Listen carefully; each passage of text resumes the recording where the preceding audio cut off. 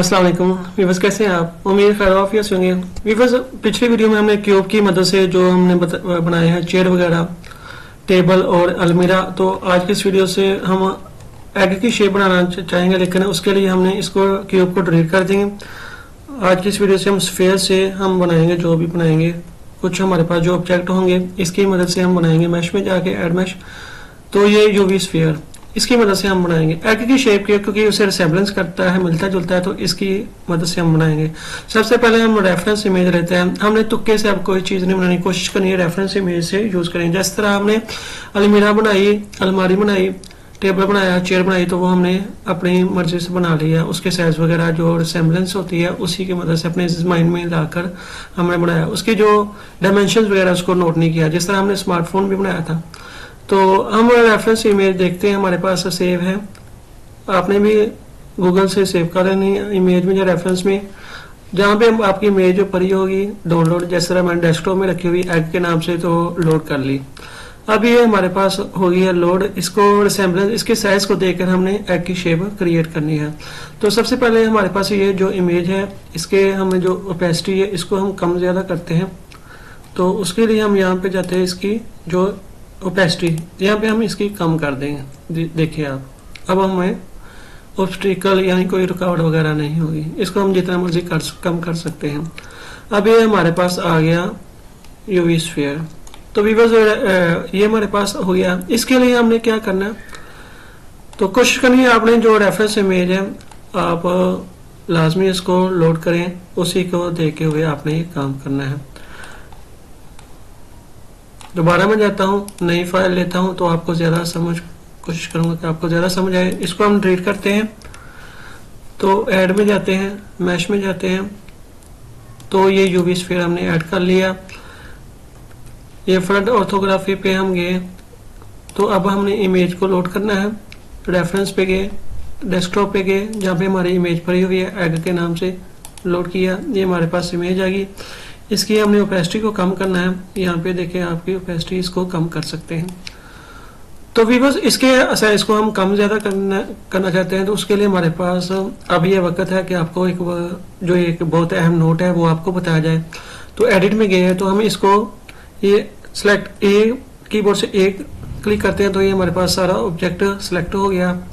तो अब हम एस दबा के इसको कम ज्यादा करते हैं, देखिए हमारे पास कम ज्यादा हो गया। तो व्यूअर्स, ये हमारा पिवट पॉइंट है, यहाँ दरमियान में है।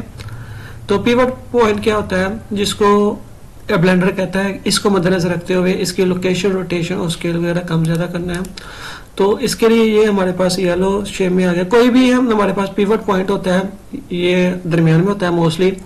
ये मास होता है हमारे कोई भी ऑब्जेक्ट ब्लेंडर में हमारे पास ये दिया हुआ था। सबसे पहले हम इसको क्या करते हैं, ड्रैग करके ऊपर करते हैं यहाँ से, ताकि आपको ज्यादा समझ आ जाए। ये यहाँ पे मैंने रखा, रेफरेंस इमेज को भी मैंने ऊपर कर लिया, ये देखें यहाँ पे। अब ये देखें हमारे पास 3D कर्सर है, तो हम चाहते हैं 3D कर्सर को मद्देनजर रखते हुए पिवट पॉइंट आ जाए। तो यानी कि हमारा जो लोकेशन, रोटेशन, स्केल वगैरह इसको समझे 3D कर्सर को, क्योंकि हमारे पास ऑब्जेक्ट की जो उसकी ट्रांसफॉर्मेशन है उसको हमने कम ज्यादा करना होता है। तो ये हमारे पास ये सेंटर में आ गया। कोई भी ऑब्जेक्ट लेते हैं, उसको हम मैश में गए, क्यूब लेते हैं, क्यूब का ये जो देखें ये यहाँ पे आ गया। इसी को मद्देनजर रखते हुए एस दबाएं, ये स्केल करेगा, यानी कि उसके दरमियान में जो हमारे पास ये डॉट है उसको कम ज्यादा उसी के मुताबिक करता है। कोई भी हमारे पास ऑब्जेक्ट, मोस्टली 90% ऐसे होता है, ऑब्जेक्ट के जो सेंटर होता है उसी का मास समझ के ब्लेंडर वगैरह उसी का जो ट्रांसफॉर्मेशन है उसी को कम ज्यादा करता है। तो हमने ये क्या करना है, इसके पे क्लिक किया, ये हमारा पिवट पॉइंट है। तो हम चाहते हैं कि ये हमारा इस पे नीचे आ जाए। यहाँ सेटिंग पे हम देखते हैं, यहाँ पे हमारे पास 3D कर्सर को हमने रखना है। मीडियन पॉइंट है इस वक्त, तो हमने 3D कर्सर रखना है। ये देखिए अब हमारा ये आ गया, मास्क और सेंटर यहाँ पे आ गया।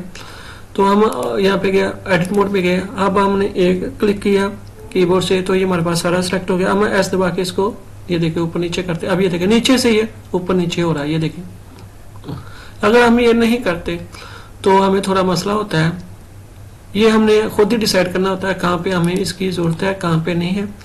तो अब ये हमारे पास यहाँ पे हमने किया, कंट्रोल Z दबाते हैं, वापस गए। तो अगर हम ये फर्ज करो यहाँ पे हम पिवट पॉइंट इसको मीडियन पॉइंट पे रखते हैं, तो इसको स्केल करेंगे तो अब ये ऊपर ये देखें अपने जो इसका सेंटर है उसी को मद्देनजर रखता है ये देखें अब क्या ज्यादा हो रहा है। ठीक, तो हमने कोशिश करनी है जब हमें सूरत हाल पेश आए मद्देनजर है तो हम या मीडियन पॉइंट को देखेंगे या 3D कर्सर। अभी फिल वक्त हमें 3D कर्सर के हवाले से जरूरत थी, एज द बाकी इसको स्केल करेंगे, अब ये उसकी के हवाले से कम ज्यादा हो गया। तो ये आपने जेन में माइंड में रखना है कि कब इसको 3D कर्सर में मीडियन पॉइंट को रखना है तो कब मीडियन पॉइंट पे।